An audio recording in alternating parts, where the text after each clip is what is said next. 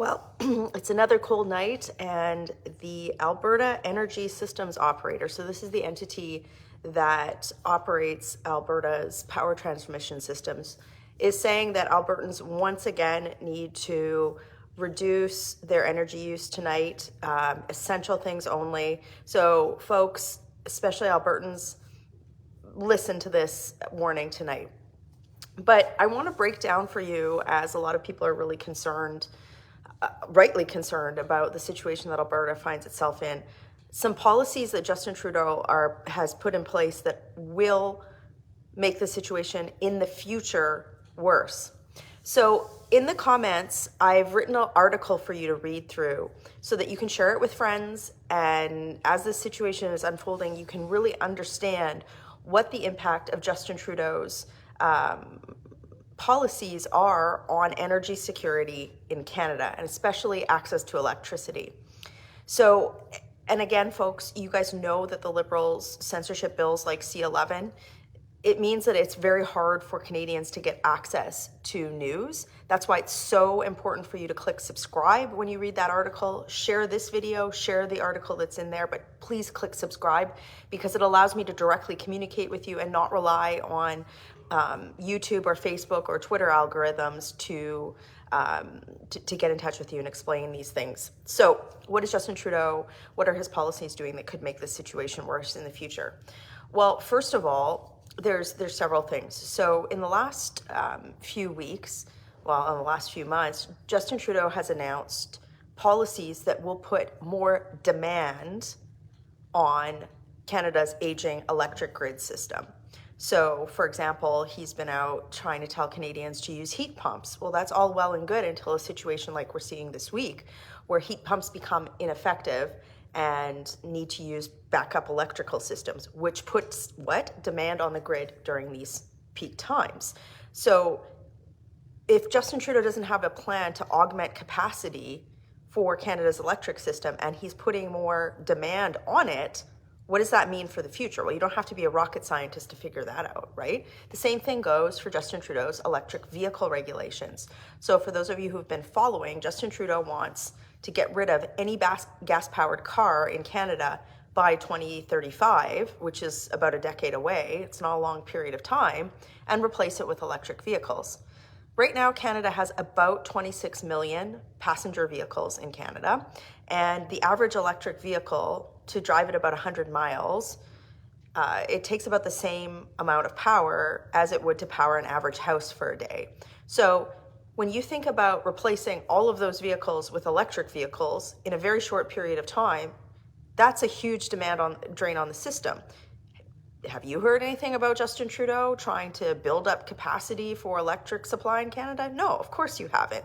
So what happens over that very short period of time if people were all to somehow miraculously find money to buy an electric vehicle? Well, that has big impact on the electric generation system, right? Of course, he's got no plan to deal with that. And worse, Justin Trudeau's also put out regulations that could actually reduce supply in some parts of the country, like Alberta. So Alberta, for example, doesn't have a lot of capacity for certain types of electricity generation that other parts of Canada have, like hydroelectricity or nuclear, let's say. So what happens is, with our natural gas-fired plants, Justin Trudeau wants to, through these regulations, get to a net zero stage in a very short period of time. Well, how are we going to replace that capacity at the same time that these electric vehicles regulations are coming into play, these heat pump incentives, and Canada's population is rapidly growing, putting more demand on the system? There's no evidence to suggest that in that very short period of time, sources like solar or wind are going to replace or augment that demand. Certainly not on the same scale as what we currently see, right? Because we know that those sources are intermittent. I'm not saying that they're not important, but to think that they're going to magically replace all of our capacity while putting more demand on the system is kind of ludicrous, right? So again, for those of you who are just joining, there is an article that outlines all of this. The link is in the comments. It's super important that you click subscribe so that you can actually read these things and share it with your friends, given that Justin Trudeau has a lot of censorship bills.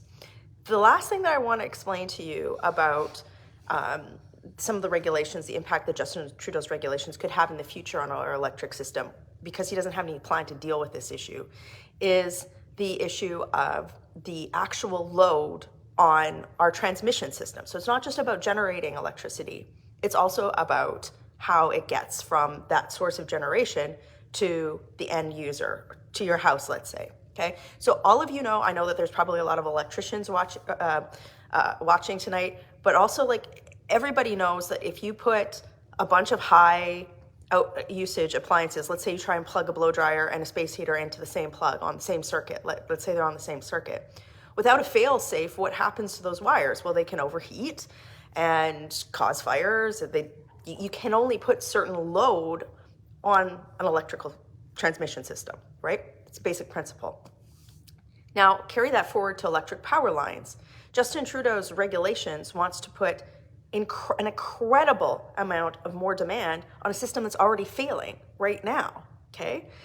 You have to think about it this way.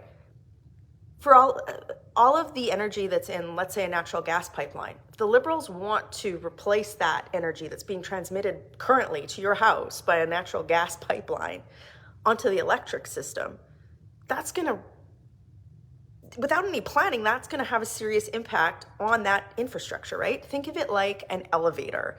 You can't put a bunch of passengers on more passengers on an elevator without adding more cables, right? Or support. Otherwise, the system fails. It's the same principle for electric. It's a bit of a simplification, but it's the same principle for electric transmission. So all of these policies that Justin Trudeau has put in place, and mark my word, what he's doing is he's pointing at the provinces and saying, it's up to you, bruh, take care of this, bye.